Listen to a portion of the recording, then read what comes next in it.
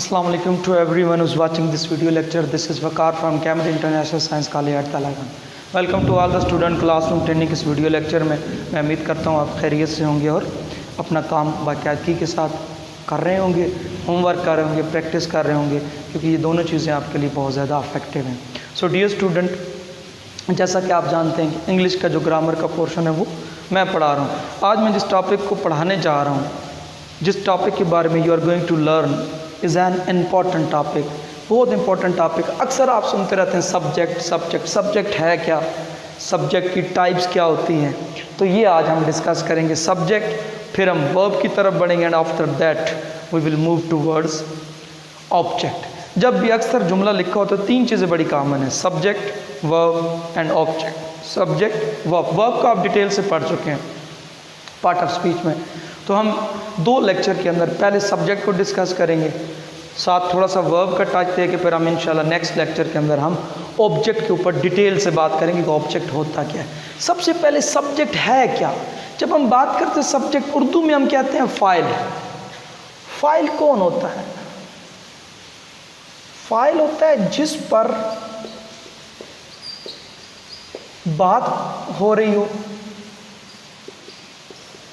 जो काम सर अंजाम है, यानी जो जिसके ऊपर हम बात कर रहे हैं वो सब्जेक्ट है। समटाइम जुमले के अंदर काम नहीं होता, तो व्हाट इट मीन्स, इसका मतलब क्या है कि उसके अंदर सब्जेक्ट ही नहीं है। No, it doesn't mean subject है, सब्जेक्ट तो होना लाजिम है, लेकिन बाज़ का जुमले में काम ही नहीं होता। जब काम होता है वो तो पता चल जाता है जो काम करने वाला है वो कौन है, सब्जेक्ट है। लेकिन जब काम ही नहीं है, how can you indicate that where is the subject? It means that there is no subject. No, it doesn't mean subject is present. subject मौजूद है। वो कौन सी तारीफ है जो आप मिस कर जाते हैं, जिस पर बात हो, ये बात आप अक्सर मिस कर जाते हैं। आप हमेशा यही समझते हैं जो काम कर होता है वो सब्जेक्ट होता है, तो सब्जेक्ट की डेफिनेशन ऐसे नहीं है, सब्जेक्ट की डेफिनेशन इससे थोड़ा हट के है। अब मैं इसकी जो है ना डेफिनेशन लिखने लगा हूँ, आप गौर करेंगे। Subject is whom or which। अच्छा देखिए ना, मैं whom और which दोनों लिख रहा हूँ। why? whom है जब आप लिविंग थिंग के बारे में बात करें, जानदार के बारे में। And when you are talking about non living, लेकिन एक चेयर भी तो सब्जेक्ट हो सकती है, एक पेन भी तो सब्जेक्ट हो सकता है, एक वाइट बोर्ड भी तो सब्जेक्ट हो सकता है, तो वो क्या है, नॉन लिविंग है। जब नॉन लिविंग होगा तो हम विच का इस्तेमाल करते हैं, वो इंडिकेट करता है। और जब बंदे का जिक्र होता है तो हु। सब्जेक्ट इज हुम या विच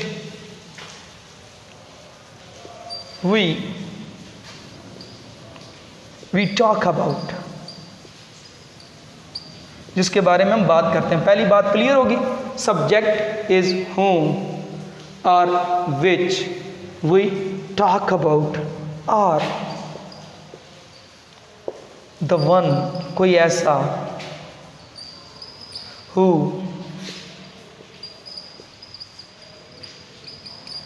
performs an action, who performs an action, जो क्या करता है, अमल को सर अंजाम देता है। अब इस रूह से देखें, इस तारीफ की रूह से, according to the point view of this definition is divided into two parts. अगर देखें तो उसके दो हिस्से बनते हैं। यहाँ तक एक हिस्सा बन जाता है part 1 and this is part 2।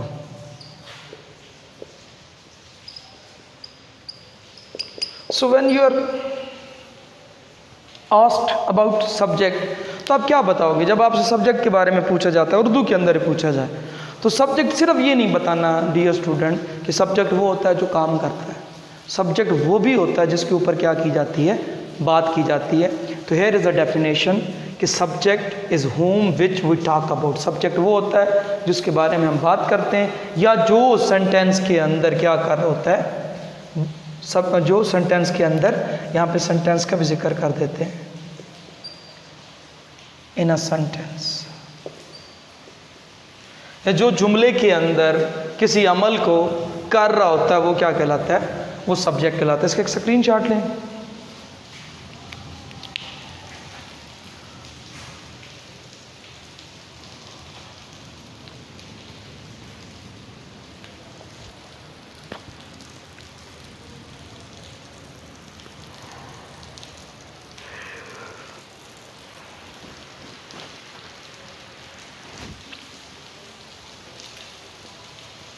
Ji dear student, screenshot ले चुके हैं। जब आपको हम कहते हैं ना स्क्रीनशॉट लें, तो उसका मतलब ये नहीं कि आपको कोई ज़हमत देनी है, आपको बदर करना हमारा मकसद नहीं है, बल्कि हम ये उम्मीद कर रहे होते हैं कि you will cover this topic on your notebooks with the help of with the help of practice. हाँ जी, ये एग्जाम्पल हम लेते हैं। फॉर एग्जाम्पल देखें,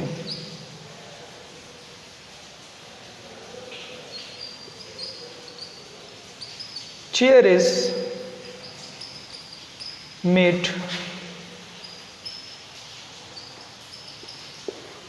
मेड ऑफ वुड, लकड़ी की बनी हुई है।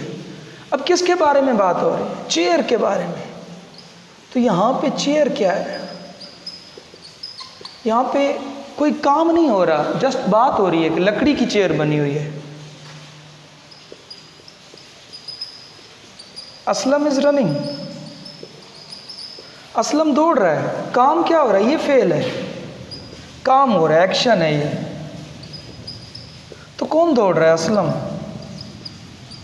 तो ये क्या बन गया? Subject.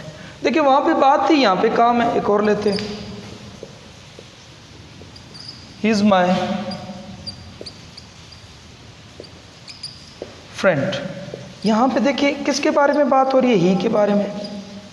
So he is taken here as subject. तो ये तीनों ये देख लें, चेयर, असलम और ही, ये तीनों की तीनों यहां दोनों के बारे में बात हो रही है। अब देखें, आई राइट अ नोट, मैं एक नोट लिखता हूं। अब आई कौन है लिखने वाला? ये फेल है, काम है, एक्शन है। हु इज डूइंग, कौन लिख रहा है? मैं। तो मैं क्या बन गया यहां पे? सब्जेक्ट। तो 4 जुमले मैंने आपके सामने लिखे हैं। 2 जो हैं वो उनमें बात हो रही है किसी के बारे में, और 2 में क्या हो रहा है? एक्शन हो रहा है। तो यहाँ पे chair, Aslam, he and I, these are taken as sub. हमेशा नहीं कि ये हमेशा ही सब्जेक्ट होंगे, ये हमेशा ही काम कर रहे होंगे, ये ज़रूरी नहीं, ये बदल सकते हैं। कहीं पे इनके बारे में बात हो सकती है, सेम लफ्ज़। अब यहाँ पे ही के बारे में बात है, वहाँ आई काम कर रहे हैं। तो ये सारे क्या कहलाते हैं? सब्जेक्ट। इसका भी एक स्क्रीनशॉट है।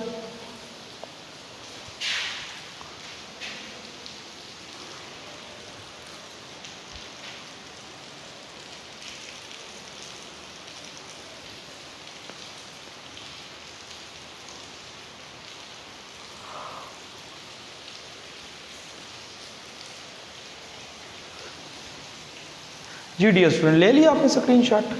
अब हम इसकी टाइप्स के बारे में बात करते हैं, थोड़ा सा इसके ऊपर हम डिस्कशन करते हैं टाइप्स के ऊपर। नंबर 1 इसकी जो टाइप है ना, वो है सिंगुलर सब्जेक्ट। यानी यहां पे एक के बारे में बात है या एक काम कर रहा है? एक के बारे में बात या एक काम कर रहा है। यानी यहां पे एक के बारे में बात है या एक काम कर रहा है। मिसाल के तौर पे, असलम इज अ स्टूडेंट। अब देखिए कौन स्टूडेंट है? असलम। तो ये क्या है? एक है। तो ये क्या बन गया आपका? डियर स्टूडेंट, सिंगुलर सब्जेक्ट बन गया। अब एक काम करेगा,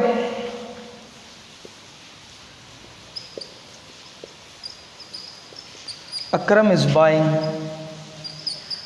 अकरम खरीदारी कर रहा है। तो ये एक है। तो ये भी क्या बन गया? Singular subject. यानी जब एक के बारे में बात हो तो वो क्या कहलाता है? Singular subject. और नंबर 2 जिसे आप प्लूरल बोलेंगे,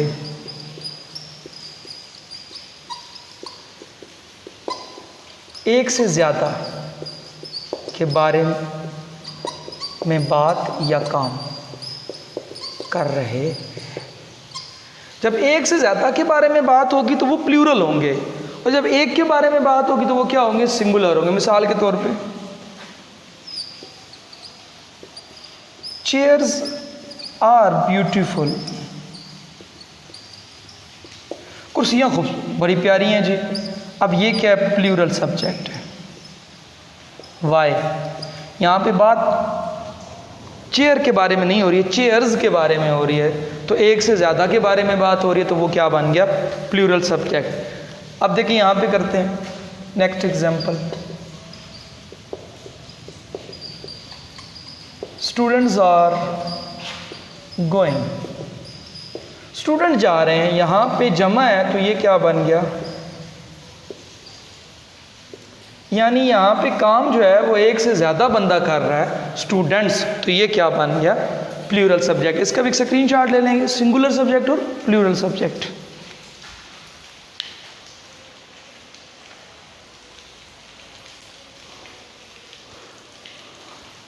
जी ले लिया आपने जी। लास्ट पार्ट यहाँ पे सिंगुलर, प्लूरल और नेक्स्ट की उसकी टाइप है वो है, उसमें सिंगुलर भी हो सकता है, प्लूरल भी हो सकता है, यहाँ पे बोथ है।